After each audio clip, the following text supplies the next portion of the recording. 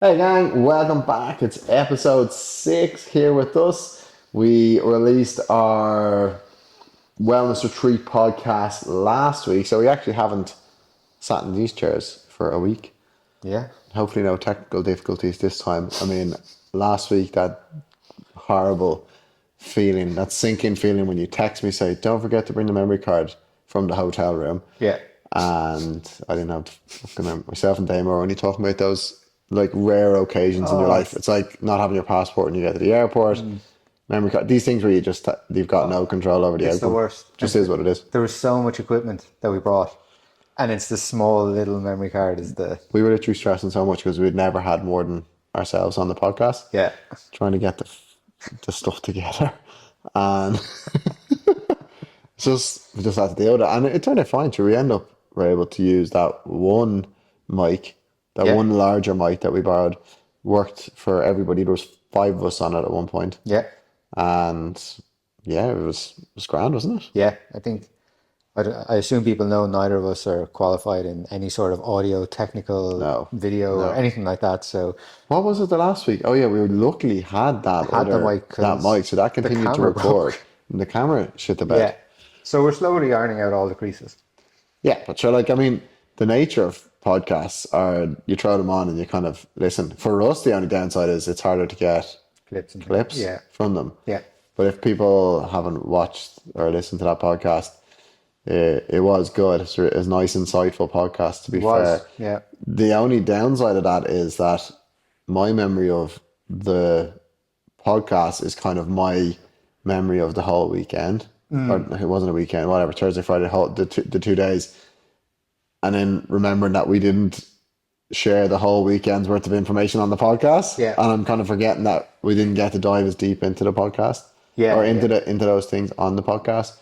But we will definitely, we know for sure we will do something in the future. Like For sure. Paul's super insightful guy. You've been really, Yeah. really helpful for us. Yeah, like that's definitely going to evolve and grow into something. There will be more conversations there. Yeah, for sure. But in terms of because we said jokingly, we end up posting the podcast Yeah, last week instead, for numerous reasons, but also it was just really looking forward to getting it out there. yeah, it was great. And one of the things we had said on episode 4 was like we were excited and shitting our pants to go down because Oh he yeah, always yeah, throws stuff at you.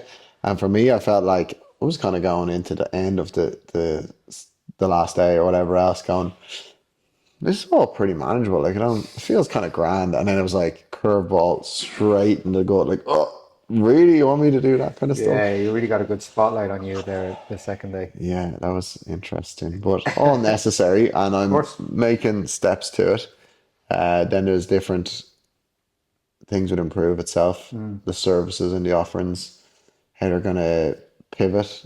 Not necessarily Take the next step. entirely change. It's Yeah, just the next step that yeah, needs to be taken, and that's the beauty of those kind of mini intentions and goals, hitting them before we get to that larger yeah. goal. When we zoom out and be like, what is it that we really want to achieve? Exactly, exactly. No, it was a.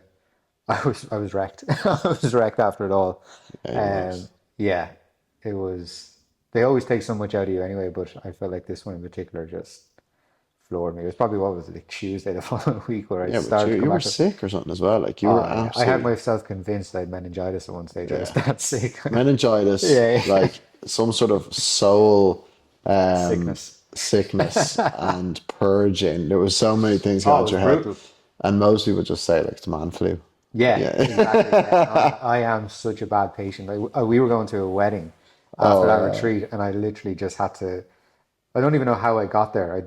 Somehow managed to. It was an hour's drive. It took me 2.5 hours to get there. And I went. It was in a hotel. I went straight up. And fell on the bed, like missed the dinner, missed everything, pulled myself together for about 3 or 4 hours in the evening and just Oh god, was on fumes after that. Yeah. so funny, and just your social battery Oh, totally. dead. And then even on the Sunday, the next day coming down and everyone's at breakfast and people are all dying hungover and everything. And I'm in bits Yeah, where I haven't yeah. had a drink or Oh haven't wow, had Rob! I anything didn't realize you hit it so hard. to It's eat. like I literally haven't drank. Oh man, you were shy of yourself, I to be fair. was. But those the retreats, we call them, that we do are exhausting. Like you get Yeah. tired thinking about them on the way up to them, in a sense. they're exhausted when you're down there, but they're also so energy giving. The problem is you want to come out of it and hit the ground running. Yeah. And there's actually a few things kind of blocking us, if, for use of a better word. It's the time of the year as well. Yeah, Yeah. like you're going on holidays next week Yeah. or tomorrow to Yeah. Spain, and when you get back, we'll be going away as well for Yeah. a week and stuff. So there's a few things, but we have our own. It's like we're doing our own stuff. Yeah. You'll get nice time while you're away, Yeah. away from everything, and that's when, for me, things come to my mind. Yeah. So when I Same. don't have stuff to do, and I'm like, finally, I can connect with something greater that is giving me these insights instead of constantly just being in that day-to-day stress, thinking you can figure it all out. Yeah. So And I know, and I get what you're saying as well about not being able to hit the ground as quick as we want to with certain things. But I always find like coming back in after summer, September, October, that can really drag, and it can be as the season changes and all that. So it's good to take the time now to enjoy, or to take a bit of time, take the relax, give the brain some space, because that time will be here before we know it. yeah, We'll be back in the thick of it again. I know, yeah, absolutely. The summers in Ireland obviously don't give you any sort of strict rules as to when summer starts and ends. Yes. So all of a sudden we're waiting for the summer to start, and you realize that, like last year, I feel like the summer started like middle of August or something like that. It landed for about 2 weeks, and then we were like on the lead up to Christmas. Yeah, exactly. Crazy And I one. really find that, once the evenings start to get shorter, just that, I don't know, your energy kind of changes as well. It's just, I feel like this time of year it's good to take the time and enjoy it and energize yourself, because, yeah, especially in Ireland, that winter can be long. Yeah, for sure. Yeah. Now, like those yeah, early the dark nights, you just can't help but be Yeah, less productive. Whereas now, it's you kind of take it for granted. But I'm like, oh my God, I'm buzzing. It's still exactly. whatever time of the day you can do whatever you want. Especially for us, because we both are up early in the morning. It's nice when it's bright in Yeah, the yeah, morning when you're yeah, getting big up. time. Yeah. Well, I even find out with working early, the beauty of that in many senses is, even though you're in work and it's pitch black, you can start to see the day coming. You get to see the full day. Yes, yeah. Whereas certain people, I think, if they're getting up later, like, even a bit later, like 10 or 11 or something like this, some people, like, depends on their schedule, whatever it is they do, they get up at that stage, and then they've only got about 4 or 5 hours daylight. So by the time they get themselves ready and go outside, it's like it's dark before they know it again. Yeah. That is, yeah, it's tough going. Yeah, I remember when I used to like work in the corporate side of things, getting up early when it was dark, driving in, being stuck in some office all day with crap lighting, and then leaving when it's dark. Literally. Yeah, it just feels like there's no day. Yeah. I just can't. No. We were saying it there, even in terms of training, like I must take it for granted at this stage that at midday I can just go down Yeah. and do like an hour and a half jiu-jitsu session. Yeah. No bother. Like the way my schedule allows, so that's perfect. I still don't have to make up for it endless hours at night time doing stuff or anything like that. And I'm lucky because I've obviously built this schedule from years of, Yeah. of training in the gym, so I can kind of self-select.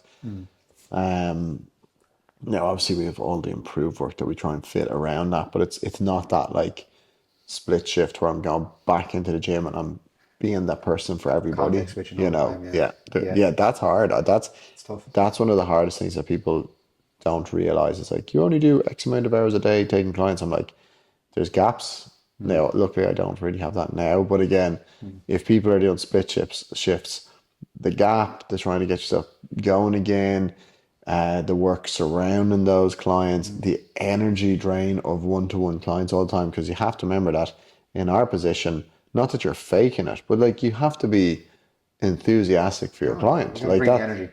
you gotta bring the energy. Yeah. Yeah, they arrive a lot of the time without the energy. And it's true. Like they're like, oh, I don't want to fucking train today. You're like, great, let's get you going because I'm buzzing to be, and that's part of the job. Yeah. People don't think about, but you're the one that always has to give on the energy front. And it is exhausting. It is. Yeah. So those split shifts, like there was a friend of mine he was in college when he went back to do our masters, and he had just opened a gym, or he was just opening a gym, and he contacted me just about hiring trainers and things like that. And he was like, yeah, so I can get, a trainer in, and I'm going to charge them this amount per month, kind of, same system that we have in the lab. I was like, yeah, yeah. And he's like, and sure, like, they work 5 days a week. They just take 10 sessions a day. Like, it's 50 sessions a week, and they would make it. I'm like, 50 sessions a week? I'm like, maybe for like an 18-year-old for the first 6 months of their career. Yes. Like, And there's nothing else in their life. but I know him, and I know he's the type of guy that does 50 sessions a week. Yeah, yeah, yeah. Where I'm like, I know you do. And that would literally drive me into the ground. Oh man, I'd be a shell. But you can see where people get the mentality of like, okay, maybe they're 45-minute sessions. And maybe they're going like, oh, a regular person works 8 hours. I get to pick my hours. So maybe they do 4 hours of work in the morning, 4 hours in the evening. But like, it doesn't sound that bad. And you can get people in on that. But all of a sudden you're like, can't understand why the person is drained to bits. Yeah. That is not like sustainable, if you ask me. There's no way. And a lot of people, then you hear about the other gyms, like in, let's say in Dublin city centre. I know a few, for example, they're getting people straight out of college, charging an absolute extortionate price Yeah. for the PT sessions, because of obviously where it is, and you get a towel on the way in the door. So that towel is costing you an extra 30 quid per session. Bottle of water is an extra 15. Yeah. But not like, I mean, each their own, it's a business, I get it. Of course, yeah. But those people are coming in, they're earning about 30% of the, if even, maybe even 20 to 25% of the cost of the total session. And they are literally doing a normal day job hour. So they could be doing 9 to 5, or let's just say in their case, maybe 6 to 2 or 7 to 3. They're going back to back sessions. Yeah. And they're being treated like it's a 9 to 5. That is horrific. Horrific. Making 20% to 30% of the money that they're being paid. And they can probably, 10 to 15 clients a day. And then being wiped after it. Wiped. Yeah. Absolutely exhausting. So, there you go. That was a bit of an insight into into the PT world. Yeah. How funny. You mentioned training there earlier, just in jiu-jitsu, and just to bring it back to jiu-jitsu. I know, well, I think when I first met you, you were a purple belt. I know either you trained jiu-jitsu in New York, or you got your blue belt in New York. I don't know much about the start, the very, very start of you.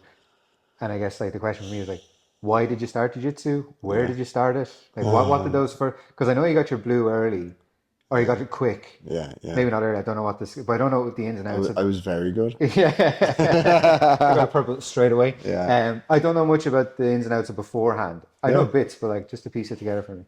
Yeah, good. Actually, that's an interesting one, isn't it? Yeah. So I started in 2013, January, so the very start of 2013.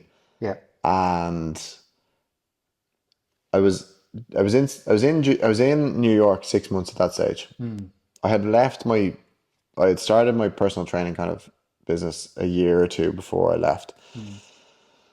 And I was moving to New York to kind of just have a year of just having fun, basically working in an Irish bar, doing what you like to do. I was still trying to behave myself. I was like really into my health and fitness at the time. I was lifting weights all the time, and I was trying to eat well, which was challenging in New York. And then I was working in an Irish bar as a barman for, it ended up in 2 years. So I was looking up to stay for 2 years. Now, before I left for America, like in the few years previous, purely from I grew up with a lot of athletic people surrounding me. And I would always go to the gym. I started going to the gym at 15 or 16, but I still was not like jacked or huge or anything like that. And there was definitely that feeling of, if things kicked off, all these lads played rugby all their lives. They were just bigger specimens, physical. Like if things kicked off, I wouldn't be able to protect myself. Not with my mates, but just in general.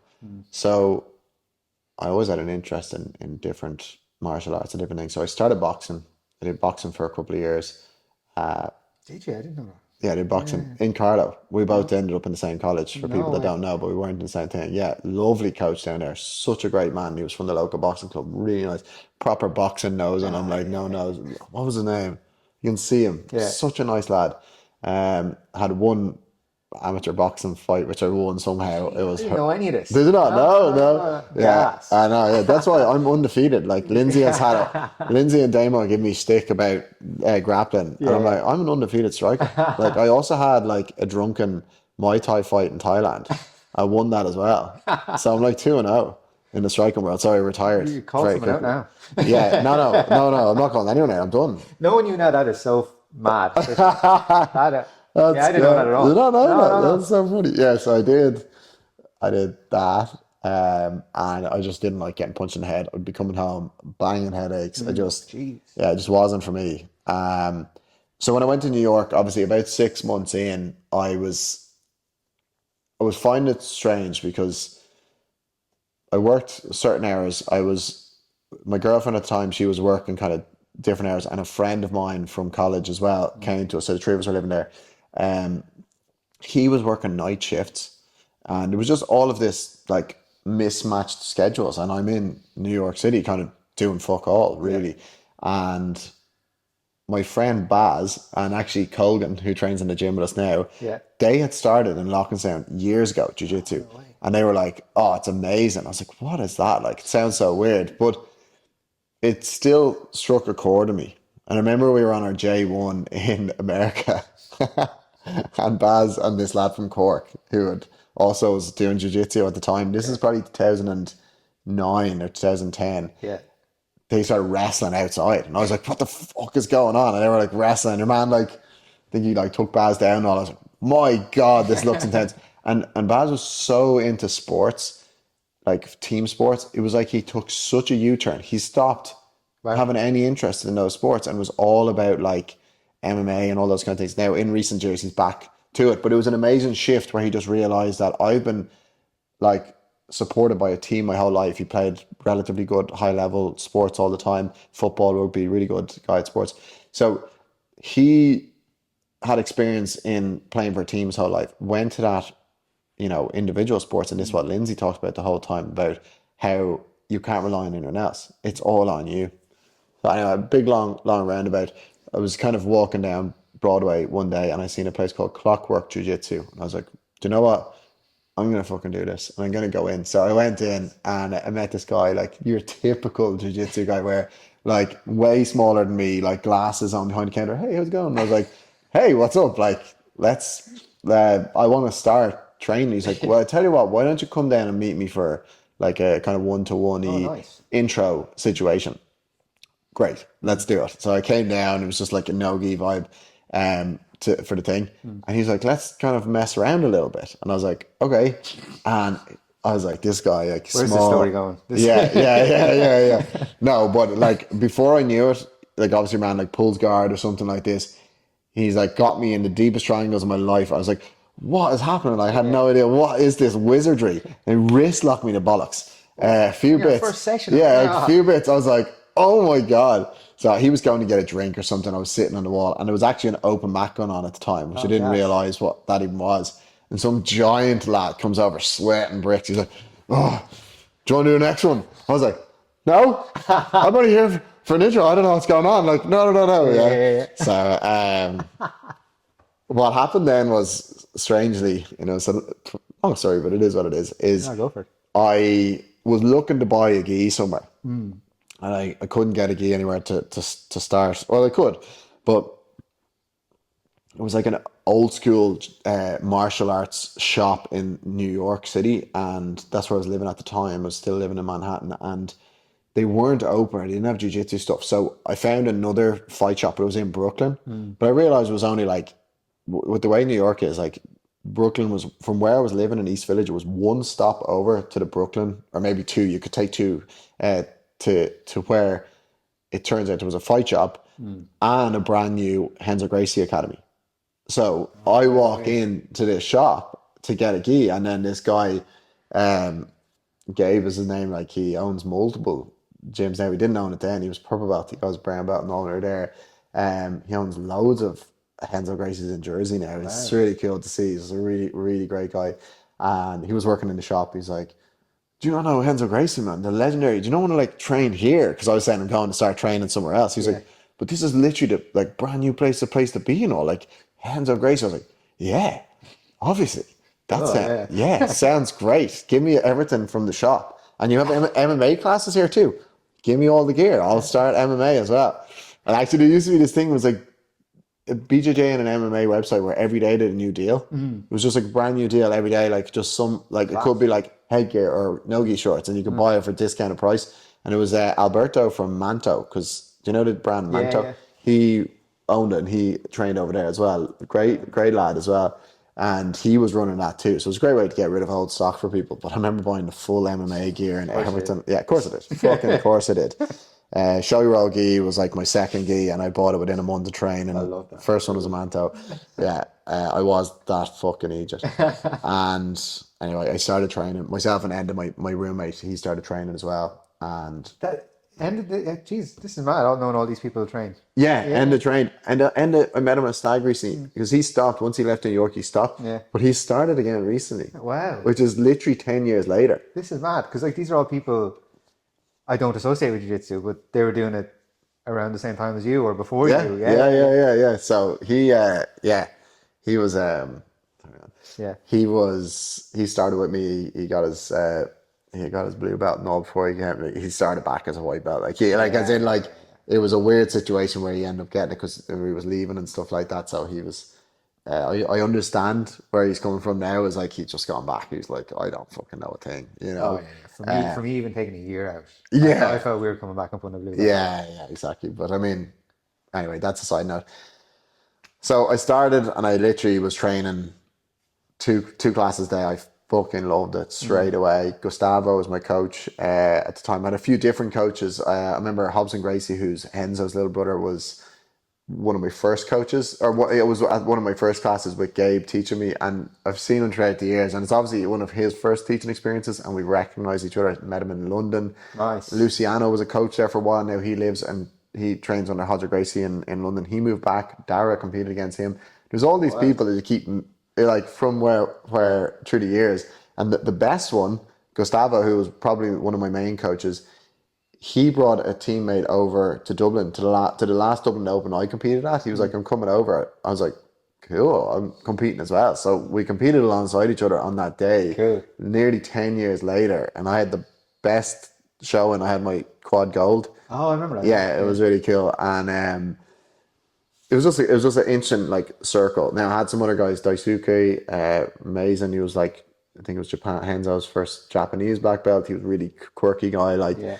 Really, really sound lad. And then Tony, who spent a lot of time with the Danaher Death Squad that was, and he traveled to Puerto Rico and all that. So he was like really kind of right in there. So you had Gustavo, was like the ultimate Brazilian kind of original style of kind of jiu-jitsu. Then you had Daisuke, who was kind of mad into leg locks and all, and then Tony, who would train in with Danaher a lot and shares technique. So I had a great time with loads of people because it was a new academy. There was loads of people started together. We were all white belts, and it was really, really good fun. Like I absolutely loved it. I was really devastated. The only one thing that I wanted to stay in New York for was that I was done with New York, but I was really sad to leave. Like met some really, really good people. Still to this day, stay in touch with them. Like just lovely, lovely, great people. What a cool place to have started though, and then even to come back and see how that's evolved since.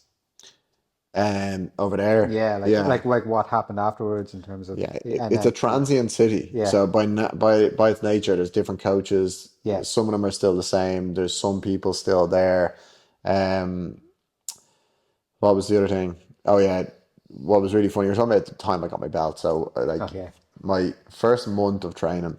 So I started 6 months after getting to New York. I thought I was leaving after the first year. First month of training or whatever it was, and Henzo came down. I got my first stripe off Henzo, and I won a prize. They were running a prize. I won a prize, and so did Enda. The two Irish lads, they both won a prize out of all the people there. The only two decent prizes. One was like money, and the other was a membership. And so I have a picture there somewhere. I must try and dig it out. Yes. Oh, I have to dig that. Yeah, dig that out. I have like the ultimate like. Yeah, did you have in your Instagram bio one stripe white belt under Henzo? Yeah. Well, about 6 months in, I'd say if Gustavo hears this, he got fucking mad because he was such a traditionalist, and I think it was just probably business rather than anything. And it maybe I don't know who guided him on this one, but I think he knew I was either going home after a year or was staying. It was dependent on a visa, and it was a promotion just shortly before I was to leave, and I think they got wind of it and whatever else. So 6 months in, I got my blue belt. Nice. Nice and not nice, Yeah. because I came home to East Coast it was a year later. So I'm training a year and a half. I have a couple of stripes on my blue belt at this stage. Thought it was absolutely deadly, and my lord, the lads minced me. Like, I remember you saying that. yeah, I got minced. I was like, "Do you mind if I do leg blocks?" And they're like, "Whatever." That's Dara in particular. Absolutely. I didn't even get close. Yeah, work away, man. Well, the problem was then, like there was a killer white belt crew, which most of them that we would have started training at the same time, but they were still white belts, like a year and a half in or whatever else it was. And we would go to the competitions, and they were cleaning up. They were so good at competing at that stage. They had actually had so many competitions Yeah. under their belt, and they were going and winning. And there's me entering the blue belt ones, not doing good because I had only done 2 competitions in New York because of the bar work. I couldn't do the weekends. And it was just such a shit show. And then I'd be watching the lads getting their stripes and eventually then getting their belt. And I'd still be like, any chance of like any acknowledgement here, you know? Because I think I had 2 stripes. So I eventually got 1 stripe on the white belt, and Dara was like, I'm accepted, you know? Finally. And then like we all got our purple belts together. Yeah. So it all evened out. Like I was a blue belt for I'd say about 5 years. I think it was 5 years in total to get my purple belt. So 6 months is white belt, the rest was blue. Yeah, It evens out. it Like does it even. doesn't matter. And then like by the time I got my black belt, it's 11 years in. Yeah, yeah. And I think just as you got that purple belt, maybe like a few months later, I started. Yeah. That's where I remember then. So that's Yeah, where it was. But that was kind of the gist of it. Like started in New York was because of my friend Baz, and yeah, the series events. There's so many more pieces to the puzzle. yeah, of But course. like even coming back to Ireland, I had been watching Dara on the Lloyd Irvin Kumite. We had the Yeah, amazing, such like one of the best jiu-jitsu competition shows of all time. Super cool. And I was watching that, and like I was coming from a Gracie gym. I was so not knowledgeable, and I was like, oh, where am I gonna go? Like maybe I'll see if there's a Gracie. And it was like Gracie Baja. And like I'm so lucky that right now, and even like the new academy and the old academy from my house where we are, like it's 5 minutes. really see it. Yeah, You can nearly see the gym, and here's me looking around. Literally, one of the best gyms in Europe is on my doorstep. So I couldn't have been any luckier. yeah, that's amazing. Yeah, because so I'd heard again the bit from when you got your purple. I've seen probably the bit from when you got your purple belt to black. So I've been around on the scene, and I'd only heard bits and pieces about the white and blue journey. So I was trying to piece it together. So it's good to There you go. stitch it all together Yeah, because yeah. it is funny how you start and how you But just. even from my perspective, whenever I joined, I was gonna ask what same question to you. oh, that's a whole other episode. We'll hit you next one. Yeah, yeah. But what was it? Maybe it was 2018. I think when I joined. But does that line up with when you got your purple? Yep. Yeah. So around then. But for me, looking back on the previous 5 years before that and all that had happened, like some of the stuff I used to say when Dara was like a brown or a purple, like it all looked Yeah, so yeah. archaic. I know. And then you see it from when I joined, and even now to where we are now, there's such a difference looking back, and it doesn't feel like that long. So I'd say No. even from you where you started to now must feel like the change must be massive.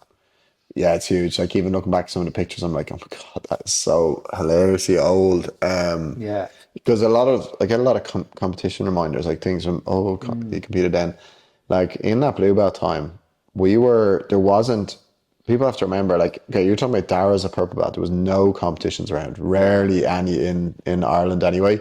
So there'd be a few. He would be traveling every weekend, and then the lads started joining them, traveling around, and then we did the same. We followed suit. Like I would be going to random, like the South End Open in the UK, Oh yeah. just to get competitions in, like as many as I could. And I had so many shite ones as well. Like I just losing, but the experience of traveling and putting myself in that position and competing, eventually it became so much more normal that it's a really weird thing, because when I got my purple belt, it was like I kind of was really in the thick of it. I was like really I'd understood competition and how to win.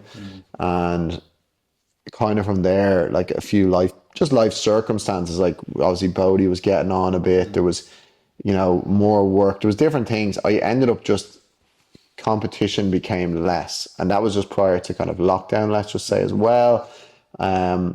So I found my groove. It's a kind of unfortunate. I found my groove, and then competition became less of a thing for me. Yeah. Now I still was able to use the groove and all those things to still get some good results, but I kind of always feel like I probably had more potential from there.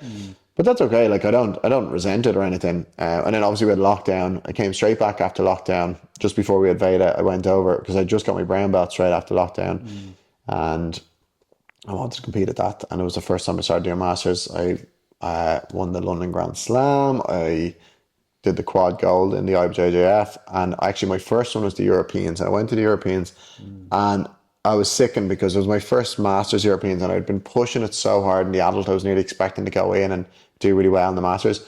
I got a bye in the first round. The second opponent just never arrived, and I was in the bullpen for an hour, literally an hour straight, being ready to go on. And I'm not. They're like, "Oh, we're waiting, we're waiting." I'm like, "Is he not coming?" And then I went to the guy who had 2 fights. It was, raring to go at this stage. It was one more until a medal, and turns out he's like actually a decent guy from the circuit that we kind of would have known from Matthias Ibero gym in Spain. And it was just a really weird experience. I performed okay, but he was mad for 50-50, and he really tied me up in that. And it was like really, really frustrating match. Like, I was so pumped. I was so ready to go. It kind of skewed my idea of the Masters competition a little bit, I guess. But he tied me up, and I lost on an advantage or something like that. Fucking rage. But anyway. It's interesting what you say there, because I remember that time when I feel like people were constantly traveling for competitions. Yeah. I feel like Yeah. people were always all over the place, like Yeah. almost every weekend. Yeah. And then obviously COVID happened, and I feel like it took a while to come. Like, I feel like maybe it's starting now. Do you see people sort of traveling more? They there's not as much disruption around, I guess, but it didn't come back as quick as I thought it would, or it's not the same now as it was back then. I feel, or No. maybe I'm not as close to it as I was, but I feel like people were always traveling It's not before. as much. Yeah, it's nearly because now there's so many competitions. People are like, again, like I'm saying, if I was in the height of my competitive time, let's just say, I'd have been blessed because I'd have been competing in Ireland, Yes. multiple times a month, the amount of competitions are on. But now it's kind of all, there's nearly too many. And then like some of the higher level competitions like the IBJJF and stuff like that, people kind of go, "Oh, you can't do leg locks and you can't," and like, yeah, I do get that, but there's nothing like an IBJJF tournament for legitimacy, Yeah. good opponents traveling in from different places. You can't argue with me that you're going to have an easy time getting a gold medal. Like, I see all these people who think, and it's not like, I'm not being bad about them, but they have a warped perception of how good they are because they're winning these local tournaments and they're getting golds, and they're like, "Yeah, fucking deadly, I'm on top podium." Like, enter into a proper IBJJF JJF tournament, or go to a major. Even better, go to a major, realize the pressure and the level.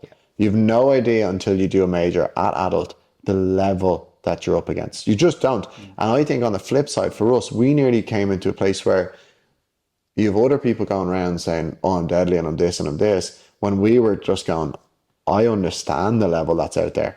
I am not good."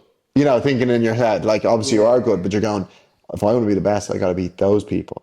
And other people are going, "I just have to beat Bill and Ted from the local community centre." Yeah. Do you know that sort of way? And not taken away from it. It's just people's perceptions are often Totally. disturbed. And it's a mindset thing as well. It's just being able to go to the likes of these competitions with that. I want to see where I'm at. I want to Yeah. I want to see how I do, or compare myself, rather like take myself out of the small gene pool that I'm in Dublin, where I know pretty much everyone, and go somewhere else. And even just that, even the mentality of traveling somewhere else, getting set up in a strange environment, competing there. This is all from someone like me who hasn't done that before. I'm Yeah, just yeah. assuming. Might be good preparation for when you do those major tournaments and you do have to go travel and you do have to be in a different environment. Well, I was going to say that in the sense that, don't get me wrong, those tournaments are extremely valuable, and people should be doing them all the time if you're trying to be a better competitor. But don't get a warped view of yourself because you're winning them, and don't go in just trying to win them. Go in to try and practice what you've been working on, see what works, and use them as experience builders so that when you do go to those other competitions, you actually do have a good chance of winning. Yeah. But yeah, it was like going back to your original point, it was a very different time. Yeah. Competitions were scarce. It was almost archaic. Like I feel like some of the pictures coming up, I'm like, that feels like yesterday. It was like 10 years ago. Yeah. Yeah. So I'm really like, it's been 2 years since I've competed.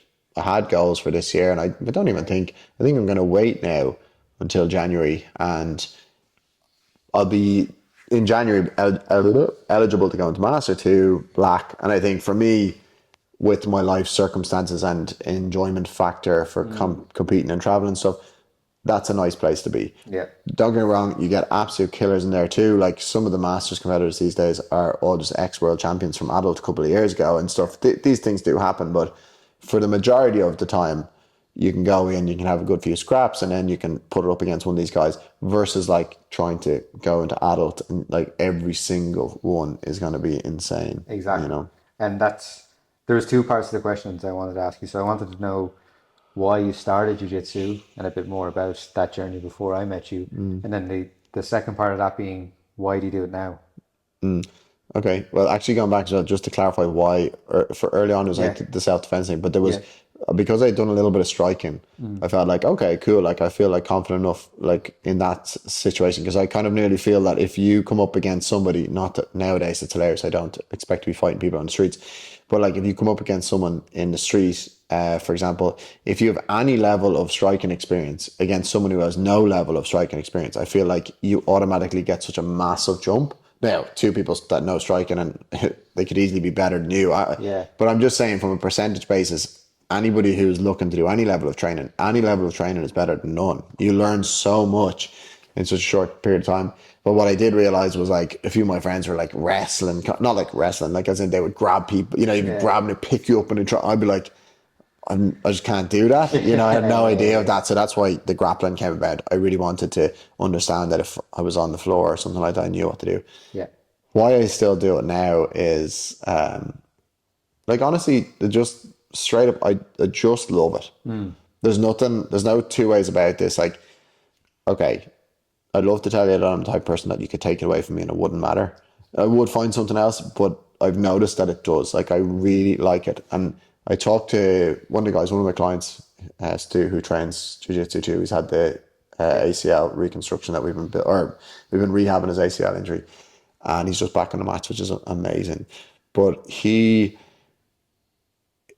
was just really lacking that like exertion of like, and what we were going back to that animalistic, primitive, you know, tendency to be able to just like just fucking nothing makes you just feel like that like sense of fight or flight that Yeah. really have to exert yourself, like, and you have to do everything But you not from can. an aggressive. No, just from a like survival instincty, like, Yeah. oh Jesus, like that thing I was worrying about doesn't matter, you know. So there's that element of just the, like actually needing to get that level of intensity, because even from weightlifting, I just don't really get that as much. Don't get the same response from it. But kind of why I keep going, like I just love the community. Like for me, 2 kids, you know, wife, business, all that kind of stuff. There's not much, like, not a whole lot of social time, and for me, that's my social time. So I really like to just go down and have the crack, and you know, like we do have fun when we're down there, we're just taking the piss out of each other and having a great time, but we're still training hard. But I just love jiu-jitsu. Like I honestly, I fucking love it. I'm still like that whole age-old saying of getting your black belt and it's the first step. Honestly, nothing changes. Like I'm just still trying to get better every day. Even though like I don't compete anymore at the moment, I don't get to train as much as I used to. That doesn't matter. I'm still as hungry to get better as ever before. I still get pretty raging when people tap me and stuff. Like I'd like to say I don't, but I realize that it does kind of, you know, I'm like, fucking shit, like, you know, but not like in a bad way. It's just, it does obviously just mean Just so that much to me. competitive streak is still Just there. that competitive streak. Like I still believe that I can beat people that maybe I shouldn't be able to, and I try, and my jiu-jitsu is focused around that, where it's like I don't need to be the fastest person in the room, I don't need to be the strongest person in the room, I need to do kind of techniques that are going to last a while, they're going to be sustainable over into my years. Yeah. But baseline, it's because I love it. Yeah. And obviously under that, there's like, I need to get rid of you need to express as much energy. And I find I don't do other sports or anything like that. So for me, jiu-jitsu is the outlet. Yeah. But aside from that, then, there's nothing like a good hard workout where afterwards you can be just lying there, just be like, holy shit, nothing matters. Yeah. Just chilling, totally present. I sent out an email about this the other day of just that thing that, because we live such busy lives and we're not connecting back with our actual self, like we just seem to live in ego mode the whole time, like, and that's a much deeper topic. But I think what exercise does for people without them realizing is gets them to a point where the ego is like fucking somewhere else, because it's like, Jesus Christ, I'm wrecked, leave me alone for a while. You're centered. It's even going back to traditional martial arts and monks and all that kind of vibe, is that centered place. Everything's flowing, everything feels great. And for me, it's the first step for people to realize that is within themselves, and it's very peaceful, very joyful, fulfilling. It's everything. So everything that we kind of search from, on a day-to-day basis from an external point of view to try and feel fulfilled or happy, is actually already within us, and we're trying to reconnect to that all the time. For me, that's what I'm trying to live, a life more aligned with that than just that snippet for jiu-jitsu. Now, it doesn't mean that if I'm aligned here, I won't do jiu-jitsu. No, because I love jiu-jitsu. Like, we can play life from here. Yes. Yeah. But everything's not so serious. Yeah. I can run a business and earn money. It doesn't mean that you play that game. Yeah. So it's not about, again, the monk on top of the mountain. What I'm trying to explain to people, because they don't maybe understand it, is that blissful feeling is available to you at all times. And I'm not saying I have it at all times, but what I constantly try and do is like blend the two. Is like to be living a life from there. And then people are like, yeah, but if you're just not really worried about, and I'm like, no, life gives you everything you need, but we step in the way of it. Oh yeah. And that's a massive thing, So But that's going off topic a little bit. But like jiu-jitsu can be, in a tough session, jiu-jitsu can be a good way to connect into that again. And remind you, like, if that is something that you're after working towards, it's just that little constant reminder. Yeah, absolutely. Yeah. So there's my history and my current. So they were good. I didn't know about those questions to come, which I love. I'm definitely gonna hit you with the same. So I look forward to hearing more about your reasoning and what got you to come back and so on and so forth. But I actually really enjoyed that, because it's nice to go down memory lane. It is, yeah. It's been quite a while. But even for me, like, we work together so much, and I see you so much. Sometimes you just don't get to step back and say, "No, actually, how did you get to here?" Yeah.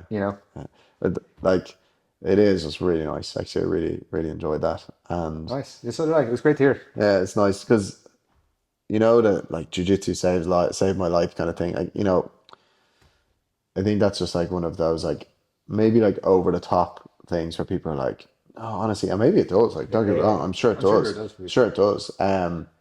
Like a lot of things.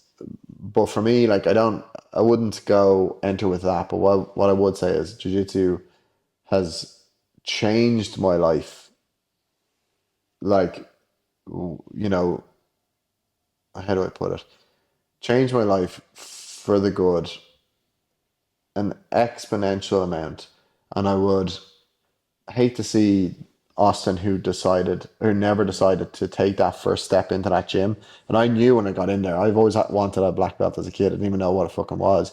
But I knew when I walked in those doors that I would not stop. Yeah. I knew it. Because I think when I was younger, I would dip in and dip out of stuff, and there was a change in me and a point where I was like, no, like, I'm done with that stuff. I'm committing to things, and that's me now. I just commit to things, and I knew I would do this. But it has given me so much, and I have learned so much about myself. The competitions in particular, the journey itself. It's a long, arduous journey to get to where you want to be, and still getting to the black belt and being like, I have so much to learn, and there's still fuckers down there half my size that are, able to rip me apart. Wizards, yeah. And they're just wizards. They're obviously kind of pro athletes and whatever else they want to call them. But It's really worth saying. It has changed my life for the better. Amazing. It's so interesting. Someone that's obviously stuck with it as long as you have, and anyone like who's in it a good length,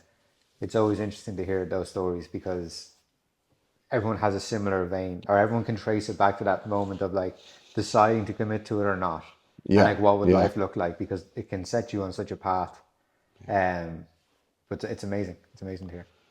yeah. It was good fun. Thanks, man. Nice. Appreciate So the title of this episode is Jiu Jitsu Saved My Life. it. Did I not show you my tattoo? Jew. Hashtag. This is beside Dan in here. That's amazing. Thanks for sharing that. No, thanks That's for great. asking me. It's great to pull it out of me. And we've been so busy and stuff recently. It's nice to just go down memory lane It and is. had such a good time over the years and just smiling there, like Yeah. just Well, thinking hopefully we can about. dig out some of those photos and start sharing them as well because I'm sure you have a good catalog. Yeah, yeah, definitely. Yeah, let's get them out. I do Yeah. have some because Hens I gave my blue belt as well because it was such a big academy Yeah. based. Like my coach was there as well, but it was just such a funny. Like Yeah. I'm there, like what the fuck? Just looking back on that, it's You're just just so. writing the Instagram post in your head though. Yeah, yeah. Oh God, yeah, yeah. But yeah, we kill it there. That Amazing. was nice. Great. Longer podcast. Like we're Yeah. trying to do a bit more. You really feel the flow build up. Oh It's yeah. nice to kind of get the That's conversations great. going, Hopefully people are and enjoying them. yeah, we've had loads of good feedback from Yeah. people. You know, really have, and I Amazing. just keep hearing from more people. Like, yes, I was listening to the podcast. I'm like, were you? Like, Yeah. okay, great. Like, I love to hear it. So. Yeah. It's amazing. Yeah, yeah. So, listen, guys, thanks a million for listening. Obviously, like and subscribe and comment and do all those good stuff to help us with the algorithm gods. But it's been a great conversation for me today with Rob. I loved every minute of it. And I guess to finish up, if you're someone who is listening and doesn't actually do jiu-jitsu now or has done a bit and, for some reason or another, not doing jiu-jitsu now, it is one of those things that's hard. And it's hard to constantly do hard things when life is probably challenging enough. But for me, without a shadow of a doubt, it gives so much more, like multiples and multiples more giving to you than it does take away from you. And just get back down there, just do it, just deal with it, and sometimes just you're just in a plateau and you're just not feeling like you can get anywhere, you're not getting anywhere. You always break through that, whatever it may be, you always break through it. Talk to someone, maybe do a private lesson with someone, watch an instructional. All those things really, really help just kind of get you out of that like level place that you're kind of in and not really going here nor there, but you're still improving anyway. You just Yeah. don't realize it. But yeah, love Yeah. that, love that. So Amazing. thanks. Amazing. All right, Nice one. appreciate it. I like Good that man. meme. Yeah, yeah, yeah, yeah, yeah. Love Nice it. one.